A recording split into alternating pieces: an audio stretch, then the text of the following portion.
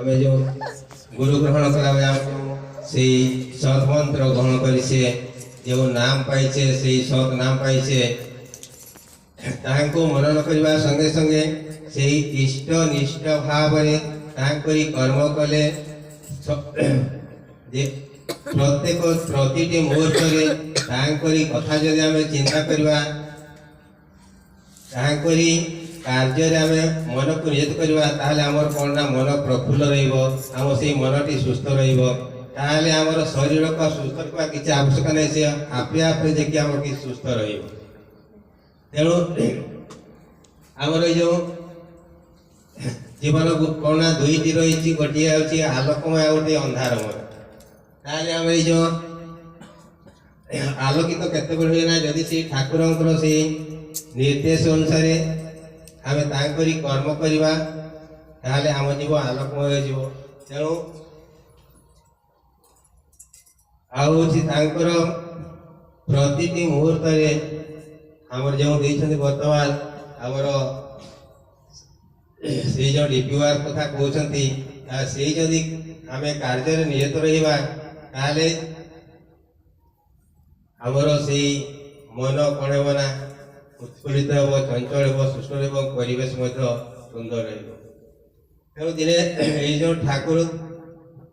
प्रभात समय से बसती से जड़े से माँ कहते देखिले जो माकड़ पाखे कौन ना बिया मार से डाल डाल को रुकती से माँ कहते ठाकुर ये माकड़ भाग्य के प्रत्येक दिन सका से आपण से दर्शन पाई ठाकुर कहते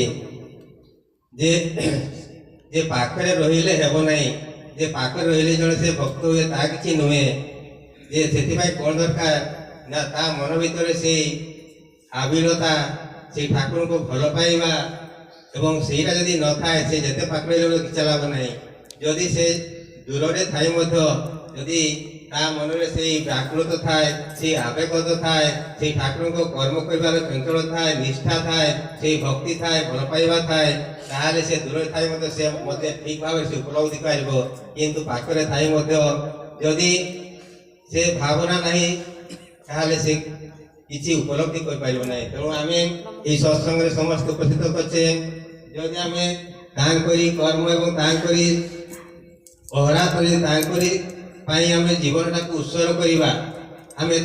कर्म आम जीवन को सामिल करवा नियोजित करवा ताहले निश्चित भाव में आमर से आम दूर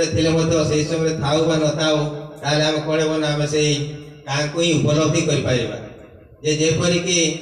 जड़े दुई जन सांग थे प्रत्येक दिन दुई जन सांग से सत्संग को जाती सत्संग बसती से सत्संग ठाकुर कथा शुणती दिने कौन ना ये वर्षा दिन थाए दुई जन सांग भर जड़े सांग सत्संग आसी आज जन कहला मु सांग आज जीवी नहीं मु कहला कौन ना जाऊँगी माछ धरिया तो देखागला से जो सांगटी बंधुटी से माछ परिया धरवा जाइला सी से भावुची मु आज सत्संग को गली ना से ठाकुर केते कथा कौन आलोचना हो कि जानी पारु ना